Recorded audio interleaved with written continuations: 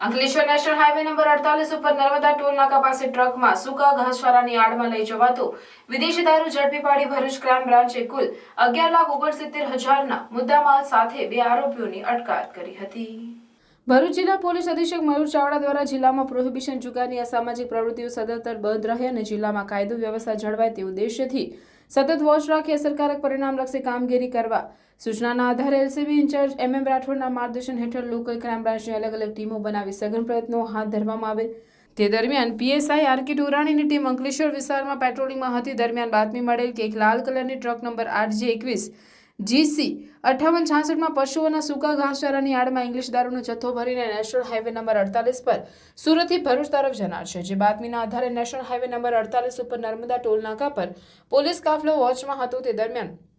બાતમીવાળી truck આવતા તેને રોકી લઈ તપાસ કરતા ટ્રકમાં કેબિનના ઉપરના ભાગે પશુઓના સૂકા ઘાસની નીચે સંતાડેલ 74,000ના વિદેશી દારૂની નાની મોટી 865 બોટલ તથા બિયરના ટીન મળી આવ્યા હતા। દારૂ ઉપરાંત રોકડ 40,000, 2 મોબાઈલ તેમજ 10 લાખની ટ્રક અને 9 ટન સૂકું ઘાસ મળી કુલ 11,69,000ના મુદ્દામાલ સાથે ચાલક અને ક્લીનર ઇશ્તિયાક હનીફ નેદરિયા રહેવાસી મોમીનનગર તેનીવાડા ગામ તાલુકો વડગામ જિલ્લો બનાસકાંઠા તેમજ મોહમ્મદભાઈ અકબરભાઈ સિપાઈ રહેવાસી